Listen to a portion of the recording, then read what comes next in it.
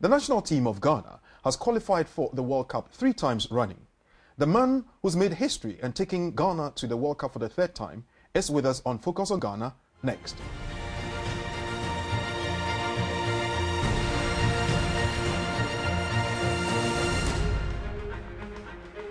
Hello and a warm welcome to you once again to the program Focus on Ghana, the program that brings you all the things and issues about Ghana.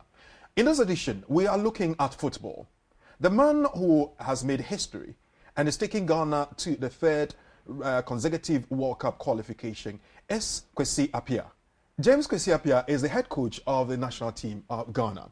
Now, we are going to look closely at this man, how he made it, where Ghana will get to, considering the fact that Ghana has gone to very far levels when it is that they appeared the 2nd time in the World Cup, and what the expectation of Ghanaians are. Welcome to the show, Kwesi. Thank you. You've qualified Ghana for the World Cup 3rd time running. Last time we understand you held a Thanksgiving service. Why did you do that? Actually, I used to live in London here, and anytime I'm around here, I attend Calvary Charismatic Church with my family, and in most cases, anytime we've got a game, they will call me and let me know that they are praying behind me. And after the qualification, this is my first time of coming back to London, okay. And the bishop and all the church members decided to make a service for me, right. To thank God for the qualification. And I think it was a really good thing. How do you feel having qualified the country? The expectation so huge. Over 26 million coaches in Ghana, and you have made it. As you said, it's not been easy. Ghana is a football-loving country, and everyone actually, knows even more than what I do, because everyone is actually a coach in Ghana. And talking of the media as well, they actually want to show you what to do, and in most cases it's been really difficult. But once you know what you're doing, and you concentrate on whatever you want to do, right. And making sure that you don't allow anybody to interfere with your job, automatically, there's no way you cannot do it. And previously there's been many coaches who have come, right. to handle the national team, and of late, as you are aware, we used to rely on foreign coaches, but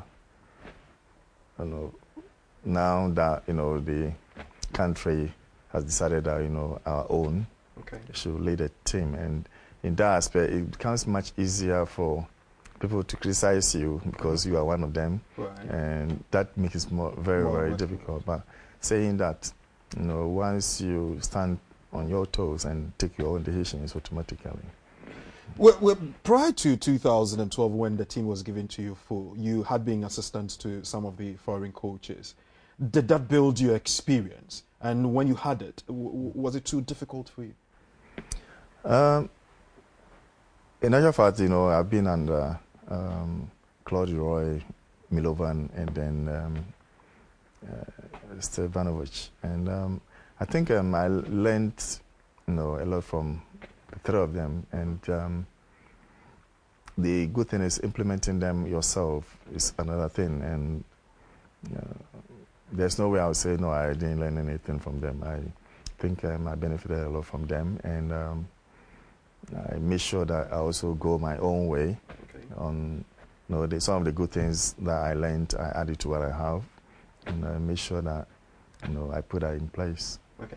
Now, researching into this program, I looked at the Ghanaian coaches that have handled the national team before yourself. C.K. Jemfi, Fredo Sam Dodu, Kwesi Afrane, Herbert Ado, Agriffin, and of course, you. I asked myself, you are a former player of the national team, former captain of Kumasi Asante Kotoko and the national team. You have other colleagues who had been into coaching and all that. Why did they choose you over all of them? There's no way I would say I'm better than them. I believe that I was one of the luckiest, coaches to be chosen. For the past 4 years, I was the assistant. Okay. And a year and a half now, I was given the opportunity after, assisting other coaches. I was given the opportunity to also, put up what I can offer. And I believe that, it wasn't something that I lobbied for. Okay. And you were the chosen one. I personally believe that, God has destined every human being on earth. And once your destiny is right or, yields at the right time, automatically, everything will follow well for you. And you come across as somebody who has a lot of support and backing in Ghana. Did that give you the confidence that, listen, whatever the challenges, because some of these coaches that I've talked about, talk about CK Jemfi, to some extent, Fendo Samdodu, who've won laurels for the country. Others came in, they didn't win, but they were sacked one way or the other. So are you relying on the goodwill of the people or just your technical expertise? I think the goodwill of the people counts a lot. And the FA, the FA management also, played a big part. They actually had confidence in me. They believed that, I could do it. And the whole population also were of the view that it's about time we give our own the chance to also, show us what it can also do.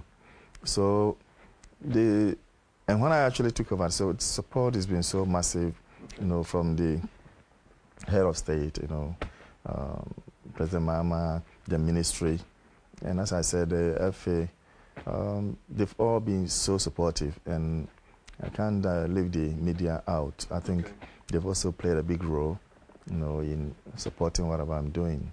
Are you aware that along the line, in the media, there was this campaign that you couldn't do it on your own? How did that get to you? That was the perception out there, that people thought that, because he doesn't talk, and for that reason, he'll be manipulated by the FA management as to who to call, who to, play. And that is one thing that, if you speak to the FA now, they will tell you I'm very stubborn. And that's one thing I can stand anywhere and say, that the FA has never ever, interfered as to who I should call or who should play a particular game. And as I said, once you have belief in yourself, once you know what you're doing, there's no way you sit down for anyone to tell you, call this one or that one. In that aspect, they will not have any respect for you in the first place. Did you prove that with the All-African Games that you won? I believe that the All-African Games that I won, I think that was the initial, where the confidence came in. Because as you were, Ghana has never won the All-African Games in football before, and that was the first time Ghana won the cup.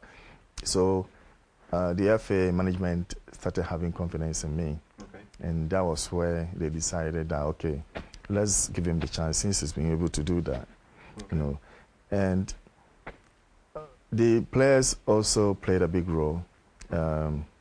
They actually have big time respect for me, and I also, give them the respect, the respect needed. And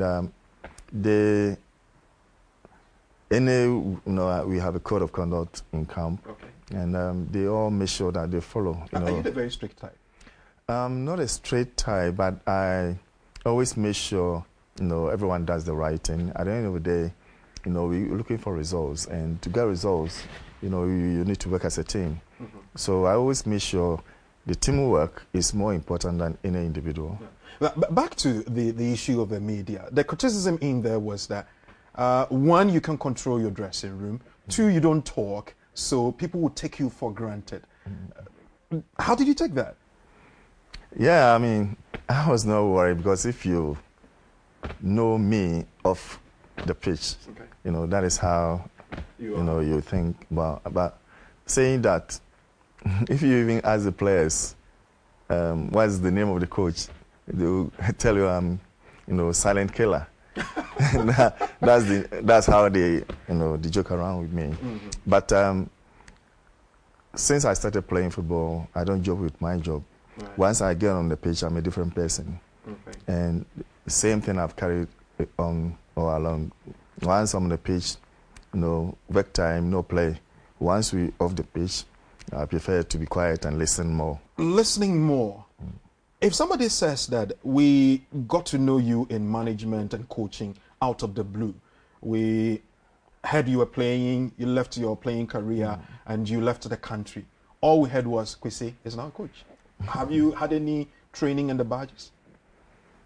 Yeah, well, I think many people, they don't know the history about me. When I left,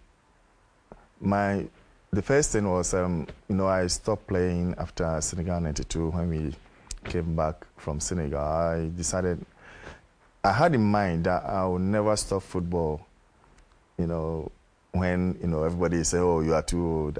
My main intention was to stop football at the time that I'm even on top of my game. We're talking to the man who's made history. He's the very first Ghanaian coach who's taking the national team to the World Cup. We'll be back shortly.